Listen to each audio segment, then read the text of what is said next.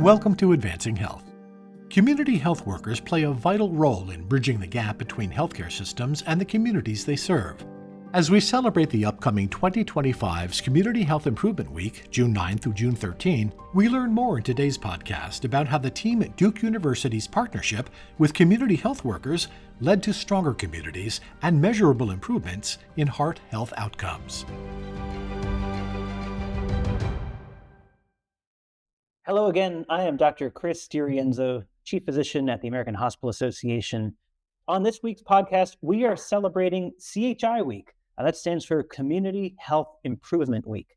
And we could not have two better guests joining our podcast today to celebrate CHI Week and talk about the wonderful work that they do right in my home of North Carolina around their community health needs assessment. Joining me today is Anna Tharakan. She is the lead project manager on the Closing the Gap on Hypertension Disparities work at Duke, and Bradi Granger, who is a professor in the Duke University School of Nursing and a co-PI for that same project. Thank you both for joining us on the podcast today. I am so excited to get to welcome you here. Hi, happy to be here. Thanks for having us today. Well, let's jump right in. The community health needs assessment is a really broad overview of both the assets and the needs within a community. I have known the community here in Durham, North Carolina for nearly 25 years when I started medical school in the early 2000s. But I'm really curious, Duke Health has excelled in doing its CHNAs for a long time. Talk to us about how do you approach the CHNA and what kinds of things have you uncovered? Anna, we'll start with you. Just kind of setting up what hypertension is present within our community. We see that despite the proven interventions that are currently present, over 50% of patients that are diagnosed with hypertension kind of have their condition controlled. And kind of specifically within Durham, we see that there's a prevalence of hypertension of almost 42%. So I think for us, those are kind of really some baseline statistics of really motivating us to kind of get out into the neighborhood and communities and reduce these hypertension disparities and improve overall population health. So kind of our approach was taking a quality improvement intervention to target these hypertension disparities via a telephone outreach program. So we partnered with the local FQHC or Federally Qualified Health Center and students based out of Duke Health to kind of deliver this telephone outreach. We aligned these functions essentially through student ambassadors, which were these students that conducted a structured telephone outreach to kind of help reach patients where they are. So over a series of 3 to 4 phone calls, directly work with our patient cohort, which was around 300 patients, to help identify hypertension education, what are ways that we can help kind of work within their lifestyles to maybe attach hypertension care. We distributed free blood pressure cuffs. We helped them create SMART goals and accountability partners. And then lastly, also conducted a social needs assessment, which is really just trying to identify what are other things that are kind of getting in the way of your hypertension and health. Let's pause there for a second because, wow, I mean, the level of depth that y'all are able to go to is truly impressive. But bring us up, to the 30,000-foot view level for a moment, because I don't know how many of our listeners are familiar with the Durham community and specifically the role that Duke plays in that community. So can you give just sort of the brief snapshot of when you're talking about, over 40% of the Durham population, how many people are we really talking about? And when you're saying going into the community, what does that look like? I can pitch in here. Durham has about 300,000 people, and roughly, as Anna pointed out, we have a prevalence of hypertension of about 42 to 48% of the people in this county have hypertension. About half of those are uncontrolled or unaware. And so the third issue I would say in Durham County is the disparity in care that we've seen and the prevalence, the higher prevalence and the higher mortality and comorbidity that is associated with this chronic illness in the Black population, which that statistic is true throughout the South. And so we have a high proportion of minorities and underserved patients in Durham County, and we tend to focus on these first, as the risk in this group is much higher than the risk in the average population overall. So given that we started there, the clinics and the specific areas in the community where we could be most effective in improving overall health for the community were those underserved, like safety net clinics. And so Across the county, we have our federally qualified health center, which Anna mentioned, and our my co-PA, Dr. Holly Biola, is there leading the effort there. And we've also worked together with the Duke Safety Net Clinic, the Duke Outpatient Clinic, as well as our broader population health clinics in the county. So though the work began at Lincoln, our federally qualified health center, we have reached out to try and scale the project across other areas in the community that represent underserved populations. Thank you so much for sharing that. I moved to North Carolina 25 years ago, and in the other places I've lived, I never really had the level of appreciation that I have now for just how different a place like Durham County can look when you drive like 8 minutes from the downtown core. Because Durham, with 300,000 people, there's definitely a downtown core, and there's some high rises, and I mean, it's not like New York City is downtown, but it's definitely an inner city environment. But 8 minutes away, you are in farm country. And so when you're talking about reaching the community, you are going from a very urban feel to a very rural feel quite quickly. And so I know that community health workers have played a huge role in how you all have addressed this work through the project around hypertension. Tell us a little bit more about the role that you all are finding community health workers playing in amplifying community outreach. We have a cohort of community health workers. The intent for that workforce is to really expand and extend the work that's done in a clinic during a clinic visit with a primary care provider.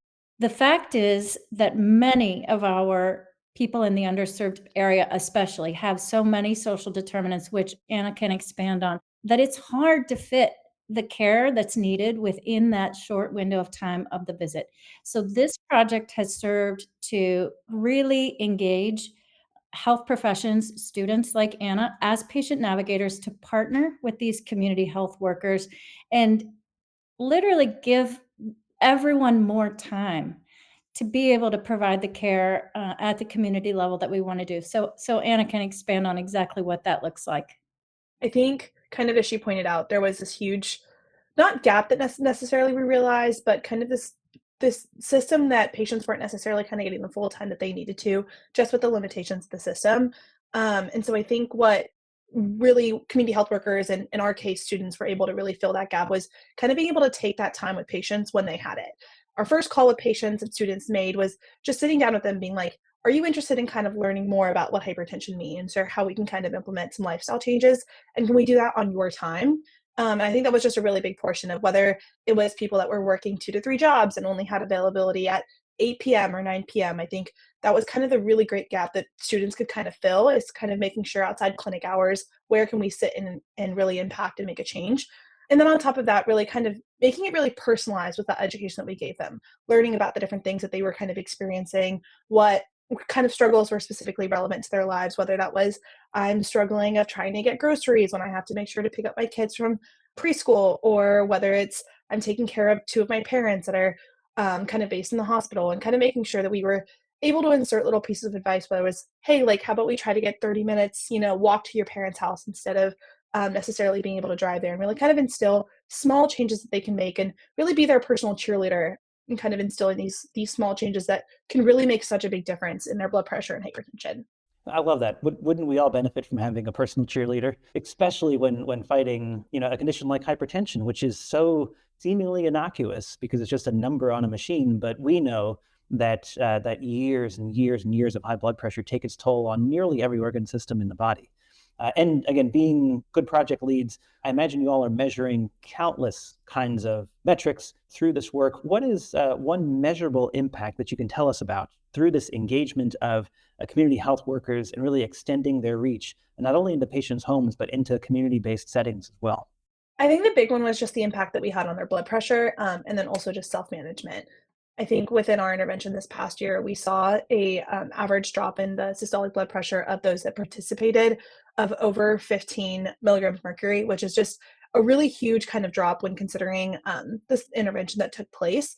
And I think another big one was this idea of self-monitoring, kind of bringing the power to the patient, kind of being able to track with the free blood pressure cuffs that they were able to be provided, as well as a social needs assessment, was kind of really putting that power of health back in their hands and showing that community health intervention led can produce really meaningful clinical outcomes. Spectacular. Brady, anything you would add? The one thing I would add to that is the idea of the system integration that this project brings, whereby, to your point, hypertension really is a chronic illness that the long-term outcome is what we're after: reduction in stroke, reduction in chronic kidney disease, and reduction in cardiovascular events. But those things happen so far from, today's single measurement or even a couple of years worth of measurements of high blood pressure in an office visit, which is often mistakenly elevated anyway. So our real achievement, I feel like, in addition to what Anna said about bringing the power to the patient to set their goals and really be able to be aware and to be responsible for changes and improvements in their health, we also really are trying to effectively connect a patient to the primary care provider team, including the community health worker and the community business organizations that help us serve patients outside of the formal system of healthcare delivery. These groups provide food, transportation, assistance with housing insecurity, and all the things that are real barriers for patients managing long-term hypertension. So solving for those things and tracking it as we have and making sure there's a closed loop on the referrals that happen allows us to really measure the impact of this kind of project on some of our really important community outcomes, but also the policy implications for this project, which we're working on now with our North Carolina Department of Health and Human Services, and trying to make sure that the opportunity for us to expand healthy opportunities pilots from our Medicaid expansion initiative, trying to make sure that we have the evidence and the measurable outcomes to support new policies for expansion of those kinds of efforts in the community. Well, you all have certainly covered the waterfront. I mean, clearly it takes a team, and you've been able to connect not just the acute care clinical team, but the patient's family, community teams all together in this web in supporting patients. I'm curious, we've only got a minute or two left. If you had to give one piece of advice for healthcare team members in a community right now listening to this podcast who are just coming away from hearing your story and saying, I got to go do this tomorrow, what would your one piece of guidance be as they're preparing to take their first step?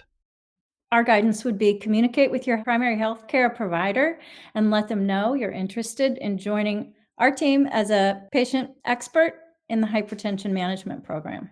Outstanding. Anna, what if you were giving advice to a hospital who was hearing the story and they said, I want to be just like this project that they're doing at Duke?